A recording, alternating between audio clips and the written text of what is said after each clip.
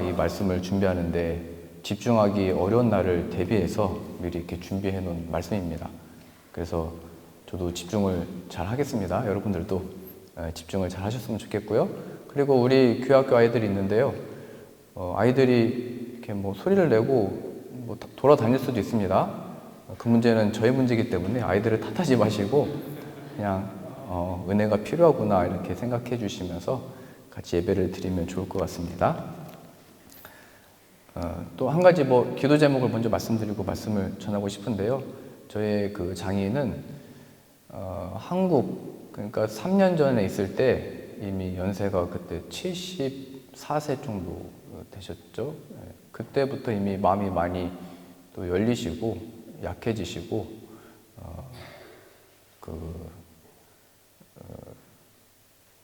외로움을 많이 타셔가지고 원래 굉장히 강직하셨는데 연세가 드시니까 이제 그렇게 되시더라고요. 그래서 저희가 한국에서 2년 반 동안 지내는 동안 이제 뵐 때마다 복음 전하고 이제 교회도 나가시고 예수님 영접하기를 권면을 드렸는데 이제 그거를 계속 주저하시다가 저희가 이제 독일에 나오고 지난 여름에 다녀왔을 때 3년 만에 이제 다시 또 뵀을 때 이제 복음을 전하고 믿기를 권면 드렸는데 이런 말씀을 하시더라고요. 나는 다 끝났다. 나는 늦었다. 이런 말씀을 하시면서 그 말씀을 들을 때 저는 이제 마음이 많이 열리셨고 또 몸도 약해지셔서 뭔가 이 필요성을 느끼지만 마지막 어떤 이 자존심이 남아 계신 거구나 그런 마음이 많이 들었습니다. 그래서 저희 아버님이 이제 복음을 들으셨으나 저희와 함께 이렇게 있을 때는 이제 복음을 받아들이기를 주저하셨고 이제 홀로 계시다가 임종을 하셨는데요. 저의 그 가정에 바라는 바와 또 기도 내용은 하나님이 저희 아버님이 들으셨던 그 복음을 임종의 또 순간에 기억하시고 그 하나님을 또 영접하고 믿는 믿음을 하나님이 베푸셨기를 한 영혼을 불쌍히 여기시고 그 영혼에게 그런 은혜를 또 베푸셨기를 간구하고 소망하는 마음으로 이 자리에 서게 됐고요. 백현에서 한 번 이제 한국에서 또 예배하신 은혜들로 이제 위로받고 이렇게 지내고 있습니다. 그 위에서 기도 부탁을 드리고 예수 그리스도 안에서 또 세움을 받는 가정 되어지기를 또 기도 부탁을 드립니다. 오늘 이 말씀의 본문은 우리가 지금 계속 사무엘하 말씀을 보던 중에 남겨두었던 내용입니다. 또 이 본문 가지고도 한 5번 정도의 말씀을 전했던 것 같은데요. 오늘 전하고자 하는 그 내용은 다윗이 전쟁에서 승리를 다 하고 이제 다윗 성도 얻게 되고 백성들도 이제 평안을 얻었던 때에 다윗이 하나님의 이 언약궤가 있는 성막을 보니까 아니 하나님이 함께 계시고 하나님의 함께 계심의 상징이 된 언약궤가 이 천막에 있었던 겁니다. 텐트, 그 성막이거든요.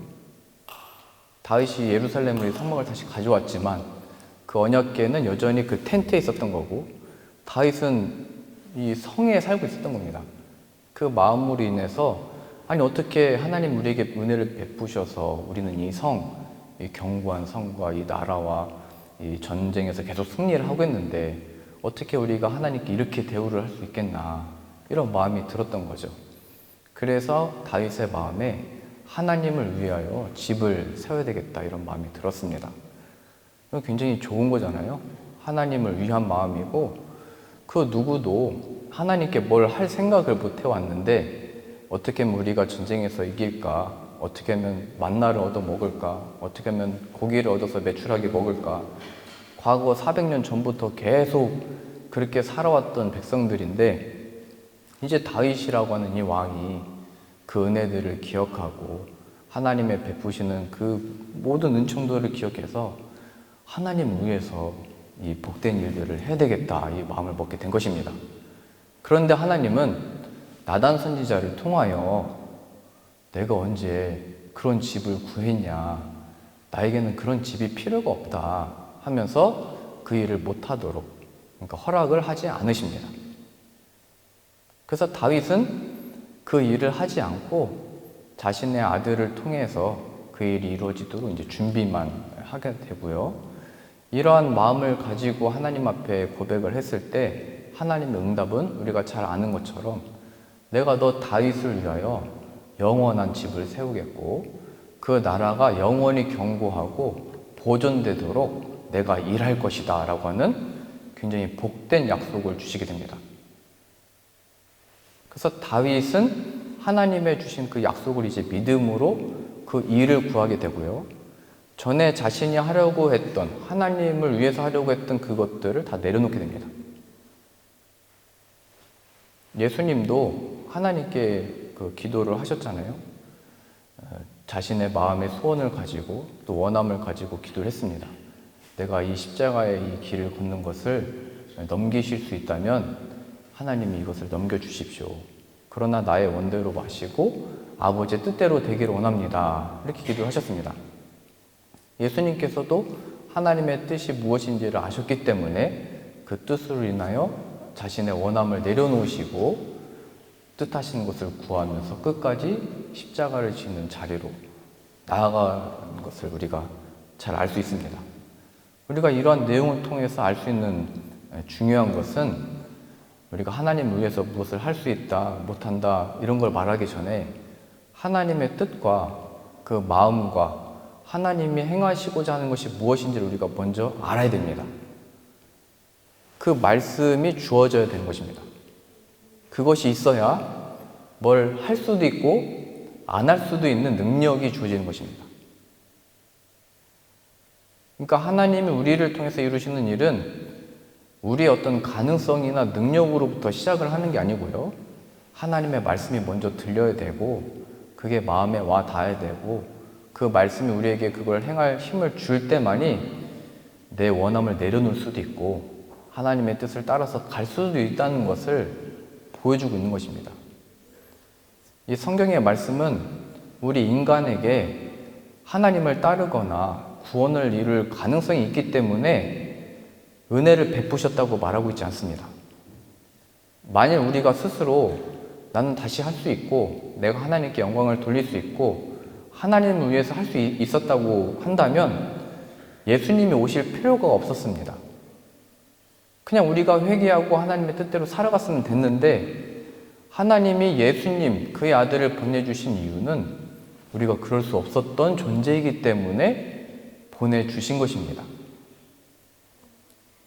그래서 마치 지금 다윗이 하나님의 말씀을 받아서 그 뜻에 순종하고 있듯이 우리 사람도 말씀이 육신이 되어 오신 예수 그리스도를 영접할 때만이 하나님께 만족이 되고 영광을 돌릴 수 있는 삶을 살 수 있게 된 것입니다.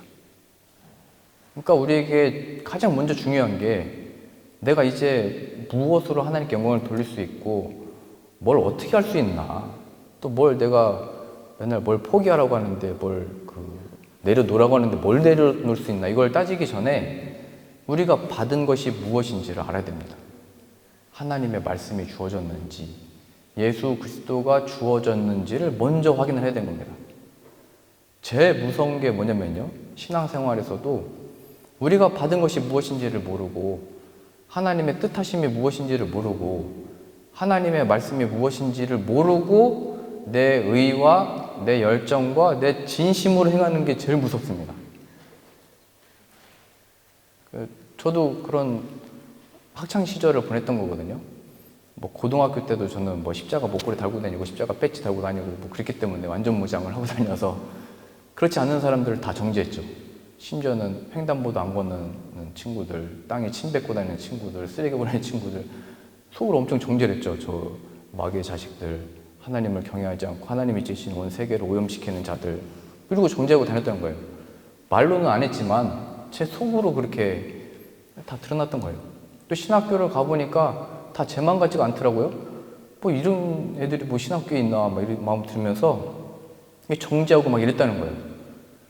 그러니까 하나님의 말씀의 그 은혜를 알고 받은 것이 무엇인지를 알 때 이런 세상과 사람들에 대한 마음, 이들을 향한 하나님의 마음으로 나갔어야 되는데 그 말씀과 그 은혜가 없으니까 겉모습은 뭐 신학생이고 겉모습은 뭐 이렇게 예배 인도하는 뭐 전도사였는지 모르겠지만 늘 마음속에는 이게 정죄하는 마음이 끊이지를 않았던 겁니다. 저도 그게 괴로웠던 거죠. 그래서 제가 폴란드에서 담임 사역을 3년 정도 했을 때 내가 교회의 강도였습니다. 이런 고백을 했던 겁니다. 성도들 앞에서. 내가 앞에서는 성도님들을 반갑게 맞이하고 신방 가서 뭐 위로해주고 기도했지만 속으로는 당신들을 다 정죄하고 뒤돌아서는 막 욕하고 뭐 그랬던 사람입니다. 그러니까 저의 이 괴로움이 있었거든요. 그러니까 그 전까지는 저도 제 의로움과 저의 착함과 선함과 사람들은 늘 그걸 칭찬해 왔지만 저는 제 속을 알았으니까요. 그게 괴로웠던 겁니다. 그래서 저의 그 첫 목회지에서의 기도 제목은 은혜가 필요합니다. 예수 그리스도가 필요합니다. 그래서 제가 그때부터 이 말씀을 먼저 내 마음에 충만히 알고 예수 그리스도가 내 안에 살아 계시고 그 다음부터 이 섬김에 어떤 은혜들이 있는 것이구나. 이런 마음을 얻게 된 것입니다. 그러니까 오늘 이 말씀 속에서 다윗에게 있어서 가장 중요한 점은 하나님이 그에게 약속하신 것이 있었고 다윗은 이제 자신의 원하는 것이 아니라 하나님이 약속하신 바가 이루어지기를 구했다는 것입니다. 이게 굉장히 중요하다는 거죠. 그래서 이 하나님이 그러면 다윗에게 하신 약속이 무엇이었는지는 우리가 한 4번 정도 살펴봤던 것 같은데요. 그 내용의 요점은 그 다윗의 혈통 가운데 오시는 예수 그리스도를 통한 하나님의 영원한 나라를 의미한다는 것을 우리가 살펴봤습니다. 그래서 하나님이 다윗에게 한 그 약속은 예수님이 정말로 그 혈통 가운데 오심으로 인해서 이제 그의 피의 보혈로 세워진 교회들, 예수님이 그 교회의 머리가 되시고 그 교회, 그러한 하나님의 나라가 영원토록 보존되고 견고해지는 그 일을 통해서 성취된 것이고 그 결과가 바로 우리들이라고 우리가 확인을 다 은혜롭게 했습니다.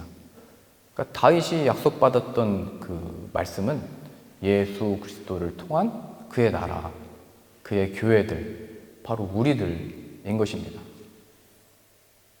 그래서 우리가 어떠한 상황이든지 무엇을 하든지 하나님께 어떠한 간구의 기도 제목을 가지고 나가든지 또 하나님께 어떠한 마음으로 이렇게 섬기고자 할 때도 늘 제일 중요하게 기억해야 되는 것은 하나님이 우리에게 뜻하신 바는 이 예수 그리스도를 얻는 것이고 예수 그리스도 안에서 섬길 줄도 알고 예수 그리스도 안에서 나이가 원하는 방식과 기준들을 내려놓을 줄도 알아야 된다는 것을 오늘 말씀을 통해서 우리에게 교훈하고 있는 것입니다. 그래서 우리가 오늘 말씀을 통해서 발견할 수 있는 이 교훈의 첫 번째는 우리가 하나님께 기도를 하든지 하나님을 섬기고자 하든지 어떠한 마음으로 나가서 삶을 살 때 하나님의 뜻이 무엇인지를 먼저 정확하게 알아야 되고요. 하나님의 그 뜻이 예수 그리스도 안에 우리들에게 이미 약속되어지고 주어졌다라고 하는 사실을 알아야 되는 것입니다. 이것은 모든 처지와 모든 상황 속에서도 다 동일한 하나님의 응답입니다. 그래서 그 예수님의 제자들이 예수님께서 승천하셔서 하나님께로 올라가셨을 때 성령을 약속하고 가셨잖아요. 그때 제자들의 관심은 우리가 예수님이 떠나가시고 성령을 받으면 이 나라의 회복이 그때 되는 겁니까? 제자들의 관심도 거기에 있었습니다.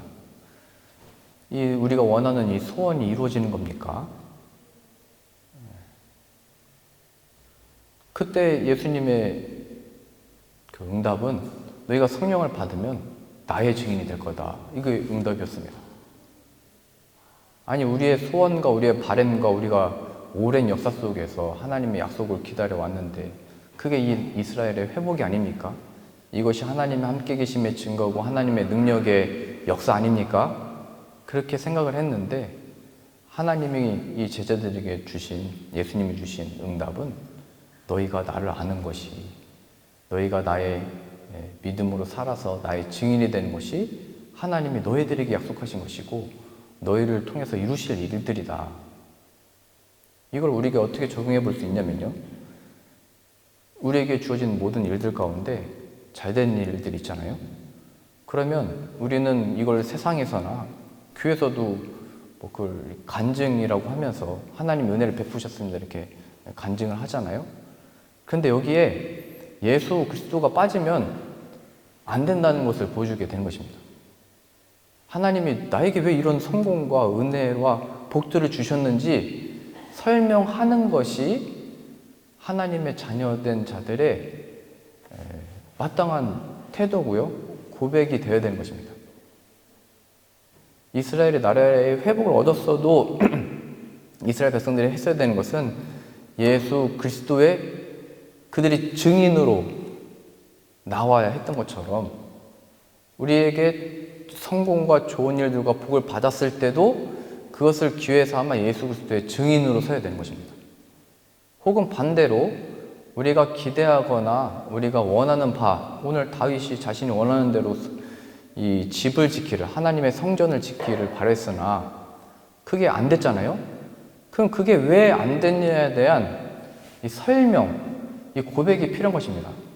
예수님, 내가 예수님을 약속받았고 예수님을 얻었고 예수님이 나의 주인이기 때문에 나는 성전을 짓지 않기로 했다 라고 하는, 어떻게 보면 응답받지 못한 기도 제목들, 이 세상적으로 보면 어떻게 보면 실패한 것들, 다른 사람들 보기에 아니 하나님 함께 계신다면서 어떻게 그런 일을 당하냐, 그런 일이 왜 일어나는 거냐 라고 하는 모든 말들과 비난과 조롱들 속에서도 하나님이 나에게 약속해 주신 것은 예수 그리스도고, 예수님으로 인하여 나는 지금 이 순간을 이기고 위로를 얻고 살아갈 힘을 얻는다 라고 하는 이 예수님의 증인된 상황을 만드시기 위한 처지라는 것을 알아 그 증인으로 서게 된 것입니다. 우리의 목적은 이게 됐는지 안 됐는지에 늘 우리가 그게 집중하고 주목하고 그걸 간증하지만, 진정한 간증은 모든 상황과 부하든지 처하든지 궁핍하든지 뭐가 잘 되든지 못 되든지 예수 그리스도로 인하여 그렇게 좌로나 우로나 치우치지 말고 내 안에 계신 예수님이 누구신지를 나타내도록, 그 증인이 되어지도록 우리의 삶을 이끄신다는 사실입니다. 지금 뭐 하나님이 영원한 복을 주시겠다고 약속하셨는데 다윗의 왕조는 400년 정도 끝난 다음에 다 나라가 망해서 없어져 버립니다. 다 포로로 끌려가 버립니다. 그러면 하나님의 약속이 실현되지 않은 거잖아요. 근데 사실 우리나라의 역사도 뭐 살펴보면 400년 역사를 갖는 건 굉장히 어려운 겁니다. 그것도 예를 들어서 뭐 어떤 한 집안에서 뛰어난 인물이 나와가지고 그 집안의 부와 종기와 명예와 어떤 훌륭을 다 갖다 다 쌓아다도 400년이 뭐예요? 뭐 2대, 3대 가면 다 사라집니다. 그런 것들은. 그래도 다윗 시대 때 그 왕위가 400년 정도는 유지됐다가 약 600년 동안 다 포로로 끌려가고 돌아왔는데도 힘들게 살고 그런 시절을 지냈던 것입니다. 그런데 지금 다윗에게 하신 이 약속을 1000년 뒤에 예수 그리스도를 통하여 펼쳐내 보이시죠.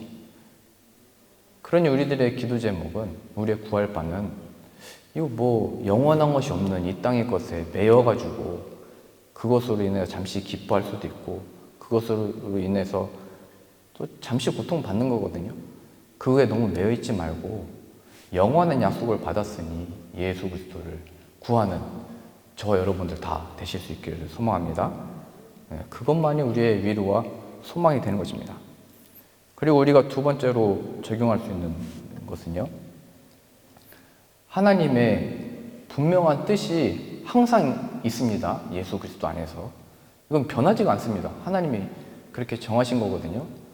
예수님을 통하여 영광 받기로 하나님이 작정을 하신 것입니다. 이 분명하신 하나님의 뜻이 있다는 것을 우리가 알고, 그러면 우리들이 무엇인가를 행할 때 우리의 어떤 진심이나 열심으로 하나님이 하시고자 하는 일을 절대로 가리면 안 되는 겁니다. 하나님의 뜻은 정해져 있거든요. 예수 그리스도를 통한 하나님의 나라, 그의 의가 펼쳐지는 것입니다. 그래서 먼저 그의 나라와 그의 의를 구하라라고 예수님이 말씀하신 것입니다. 그래서 우리가 이 하나님이 하시는 일에 있어서 늘 우리들의 고백은 예수님이 그렇게 가르치셨듯이 나는 무익한 종입니다. 늘 이 고백밖에 할 수가 없는 거거든요. 물론 사람들에게 칭찬과 인정을 받으면서 사역을 잘 할 수도 있고 전도도 잘 할 수 있고 하나님도 다 섬길 수 있지만 하나님이 보실 때는 무익한 종입니다. 뭐 매번 실수하고 잘못하고 넘어지고 우리가 뭔가를 할 때 여러분 주변에 있는 사람들이 다 분위기 좋게 이 일들을 하면 좋겠지만 늘 우리는 뭔가 일을 진행하면서 마음이 안 맞아가지고 막 싸우고 싫어하고 시기하기도 하고 미워하기도 하고 막 그러잖아요? 형제에게 그 마음을 무겁게 하는 사람이 내가 될 때도 있잖아요? 그러니까 우리는 늘 하나님의 은혜를 필요로 하고요. 하지만 그러한 나도 하나님이 택하셔서 사용하시는구나. 이게 은혜인 겁니다. 그래서 늘 우리는 내가 주님 앞에 무익한 종이라는 것을 기억함으로 겸손하게 나아가야 되고요. 하나님의 은혜가 함께하기를 소망해야 되는 겁니다. 지금 다윗은 하나님을 위해서 성전을 짓고자 했죠. 이게 얼마나 하나님 앞에 합당하고 얼마나 이게 맞는 일이에요. 하나님의 세우신 이스라엘의 왕으로서 멋진 일입니다. 우리가 하나님을 위해서 성전을 짓자. 우리가 하나님의 은혜를 받을 것만이 아니고 하나님을 위해서 섬기자. 근데 만일 그때 하나님이 다윗을 통해서 그래 성전 지어라 이렇게 허락하셨으면 분명합니다. 다윗의 이름이 더 높임과 영광과 존귀를 받았을 겁니다. 물론 하나님은 너의 손에 피가 많이 묻고 전쟁을 많이 하고 사람들을 많이 죽였기 때문에 이 일을 할 수 없다. 이거는 이제 우리가 나중에 살펴볼 내용이고요. 그래서 다윗은 그 뜻을 받아들여서 성전을 짓지 않기로 한 거잖아요. 그러니까 왕이면 뭐 이 나라의 대통령들도 다 그렇잖아요. 정치의 어떤 이 권력을 잡았을 때 그 업적을 남겨야 되고 기억될 만한 뭔가를 남겨놔야 됩니다. 그러니까 왕으로서 또 하나님의 택함받은 왕으로서 그가 가장 이 이스라엘에 기억 남도록 뭔가 업적을 남기려면 그게 제일 좋았던 게 하나님의 집이었겠죠. 물론 성경에 이런 다윗의 마음은 표현되어 있지 않지만요. 우리가 이걸 어디서 찾을 수 있냐면요. 이 나중에 솔로몬이 성전을 짓고 파괴되고요. 나중에 또 짓는데 뭐 초라했고요. 또 다시 재건했는데 그냥 그랬습니다. 그랬다가 세 번째로 예수님 시대 때 헤롯 대왕이 신앙과 믿음도 없는데 예수님을 죽이려고 했던 그 헤롯 대왕이 하나님의 성전을 아주 삐까뻔쩍하게 견고하게 성처럼 이 성전을 다시 다 만들어버린 겁니다. 신앙이 없는데도요. 그래가지고 그가 모든 유대인들과 유대 지도자들로부터 칭송과 존경과 이 정치적인 입장의 그 자리를 굳건하게 지킬 수 있었습니다. 그러니까 세상은 자신의 입장과 권력을 유지하기 위해서 못할 일이 없다는 걸 보여주죠. 하나님을 위해서 너희가 못하는 건 내가 해줄게 해서 다 만들어 버려가지고 거기서 높임을 받은 것입니다. 그러니까 스스로 그렇게 영광을 취하다가 심판을 받은 거잖아요, 헤롯 대왕이. 그러니까 다윗도 우리가 지금까지 은혜들을 살펴봤지만 이제 곧 그가 죄의 길로 빠져들게 되거든요. 하나님이 보시기에 악하더라 이렇게 말할 정도로 다윗이 죄를 범하게 됐는데 하나님 여기서 그에게 성전 짓는 일을 멈추게 하시는 일은 다 이유가 있는 것이었습니다. 그러니까 만약에 근데 다윗이 사람들 앞에서 어떻게 보면 나단 선지자가 이걸 전달한 거거든요. 한 명이 전했으면 그 나단 선지자를 무시하고 하나님의 뜻을 거부하고 백성들과 그의 신하들 앞에 자신을 존경하는 이 백성들 앞에 야 우리 하나님을 위해서 성전을 짓자 했으면 얼마든지 지을 수도 있었을 겁니다. 왜냐면 지금까지 다윗은 왕으로서 모든 전쟁에서 계속 이겨오고 과거 소년 때부터 골리앗을 무찔렀던 명성이 있었고요. 지금 다 존경과 칭찬과 모든 부가 그에게로 몰리고 있었기 때문에 얼마든지 자신이 하고자 했으면 나단 선지자도 무시하고 넌 선지자도 아니다. 넌 이제 다른 선지자 세우겠다. 그리고 뭐 하나님의 그 말씀도 선지자가 아니면 뭐 들릴 일이 없으니까요. 그럼 그 선지자 한 명 그냥 무시하고 자신의 뜻대로 자신의 힘과 신하와 백성들 데리고 얼마든지 성전 지을 수 있었는데 중요한 것은 이거예요. 그러한 자신의 행하고자 하는 것, 내 뜻대로 하나님을 섬기고자 하는 것, 내 원함대로 했는데 이걸 안 들어주셨어? 하고 자신의 방식대로 하려고 했던 사유와는 다르게 그가 그 하나님의 말씀에 순종하여, 비록 자신의 마음의 소원에는 나 정말 하나님의 성전 세워야 돼, 이거였던 것 같은데요. 근데 너는 아니야 라고 했을 때 그걸 받아들일 수 있는 것, 이게 신앙이 아주 굉장히 중요한 모습이라는 것을 우리가 교훈을 얻을 수가 있습니다.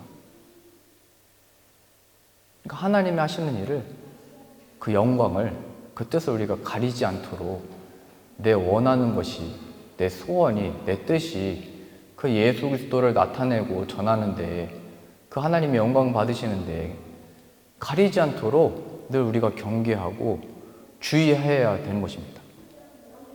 다윗이 했던 것처럼 주님을 위해서 짓겠습니다. 명분은 좋은 거잖아요. 우리가 교회 섬김이나 무엇인가를 할 때도 우리가 주의 일을 위해서, 주님을 위해서 이렇게 말할 때마다 항상 조심해야 되는 겁니다. 그리고 우리의 이름과 우리의 행실이 높임받는 것을 경계해야 되는 것입니다. 베드로도 그랬고 바울도 그랬고 항상 옷을 찢어버렸잖아요. 왜 하나님 하시는 것을 내가 한 것처럼 나를 굽히냐 하면서 다 찢어버렸습니다. 그래서 우리 이번에 또 영국 선교를 준비하고 있잖아요. 할 거거든요. 그때 항상 찢을 수 있는 옷을 준비하라고 제가 작년에도 말씀드렸는데요.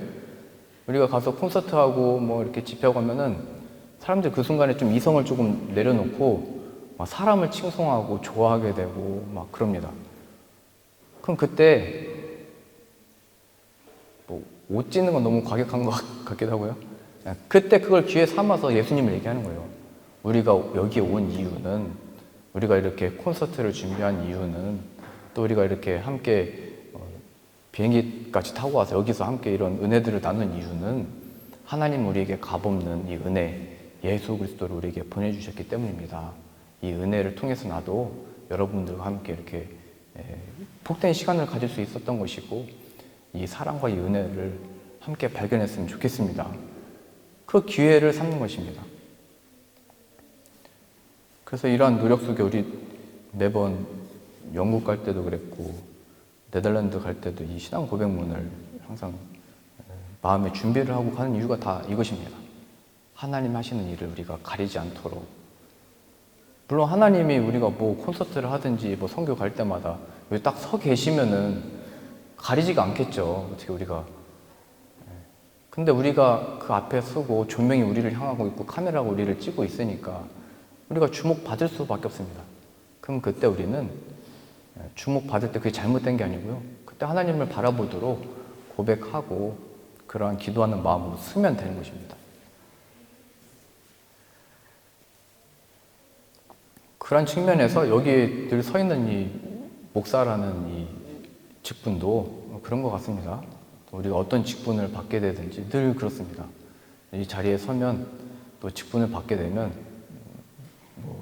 먼저 또 앞장서야 되고, 먼저 돈도 쓸 줄 알아야 되고, 먼저 섬길 줄 알아야 되고, 또 그런 모습들이 귀감이 됩니다. 그럼 그때 그걸 하지 말라는 게 아닙니다. 여러분들은 잘 베풀고 잘 섬기고 나눠야 됩니다. 그러나 그때 이걸 왜 하는지, 왜 이렇게 할 수 있었는지 나에게 베푸신 하나님 은혜를 기억하면서 그렇게 섬기실 수 있는 저 여러분들 다 되실 수 있기를 소망합니다. 우리 다 같이 일어나셔서 주의 아름다운 말로도 함께 찬양하고 오늘 말씀 붙들고 기도하겠습니다.